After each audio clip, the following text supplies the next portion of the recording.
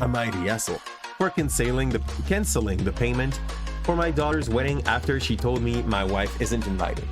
First off, I'm gonna reduce the sound of the background music so that we can be heard decently. My daughter, 27 female, is getting married in the fall. I, 58 male, her dad. I'm supposed to pay for the wedding. Ooh, that sounds well. I thought that it was just canceling like the ticket he had. But if he's the one supposed to pay for it, it's gonna be even better. We got the save and the date invitation. I guess he meant like we got the savings. We got to save the date invitation a few days after I put the payment through my bank. They need to be approved, so no money has been paid yet. My wife isn't invited to the wedding, and I've been divorced for 15 years and married to my wife now for 8 years. My daughter never really liked my wife. They didn't get along well. My other 2 kids love her. I called my daughter and asked why my wife isn't invited. She said it's her wedding day and she only wants to invite her real family. I said, well, didn't you invite your mom's boyfriend? And she said yes. I said, well, okay, then you should invite my wife too, or I'm not paying for the wedding. She declined and said she isn't inviting my wife. I told her I'll cancel the payment then, and she didn't believe me. I canceled them, and my daughter is now super pissed at me, as is my ex-wife. I'm the asshole. Honestly, nope. We're gonna make it super short. Like, there's a whole thinking that says that like the father has to pay for the marriage.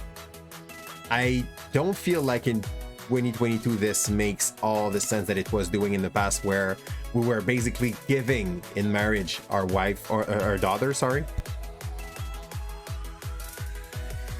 So the whole concept there was that these tradition came from a time where taking the daughter of someone was actually taking some debt off him, and for that he was just like paying for the fact that her daughter was getting married. Like, if she's 27, she should be autonomous for a little while, able to pay for her own things. And honestly, if the only condition you have to meet to be able to have your old wedding day paid for is to accept to have your mother-in-law in the marriage, or at least like, yeah, our mother-in-law, basically, the marriage, well, I think it's the minimum you could accept to do. Cat's sleeping. Cat is pretty much being bored at the moment. He's kind of not sleeping, but kind of trying to. So, yeah, there. Edit to add, my wife is 61. I met her 5 years after my divorce. Second edit, my daughter and wife never got along. She took her mom's side during the divorce, and our relationship has been rocky ever since. Honestly, at that point, I don't even know why she thinks you should pay for the marriage. You probably have been nice enough to offer that, and I'm kind of surprised, but in a good way, that we have like 58 years old still using Reddit, you know? So no, he's not owing them anything. And if you're too stupid to be able to take your mother-in-law with your father because you're not okay with the fact that I guess he remarried someone that you do not appreciate, and like you knew that could be the consequences of your decision, the simple fact that he told her he would cancel the payment then and she didn't believe him made it even more important for him to cancel the payment. Because, like, once again, if you say that you're gonna put some consequences to a way of acting to someone, you need to enact those consequences, unless like they are totally unreasonable. In that kind of situation, totally reasonable. I wonder, like, I want to go a little bit into the commentary to see like how it goes, if people took like one side or the other, or if they were just like, nope, not the asshole. Why should you imprison presumably your wife? Yeah, because like if he's 58 and his wife is 61, there's no doubt that they are probably like having a paired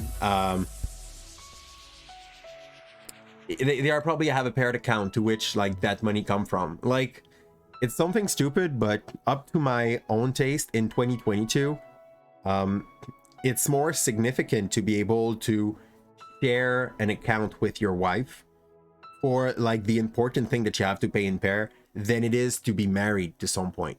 And yeah, I'm always a little bit disgusted when I see people getting engaged and yet not having anything that is economically linked. That sounds like skipping steps for me. And yeah, so here, I want to see if there is one that is like trying to defend this. Too many young bride read too much Reddit and social media, telling them it's your day and you can do whatever you want. Yeah, like lady or man, like I guess some men might think the same thing. If you decide that you do not have to hack decently the day of your marriage, why should people hack decently around you? So yeah, at this point, honestly, he's not owing her anything.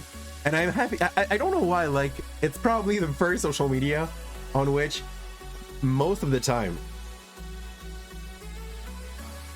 I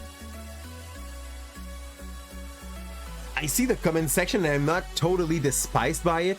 Even sometimes people are arguing with decent argument. Like, don't go into the politics section. It's gonna be like filled with pretty much some very ramping ideas, but out of that, like, it's not so bad. The story reminds you of the whole story with the nice princess and the evil mother-in-law. Blanche-Neige? Snow White? Is that this one or not at all?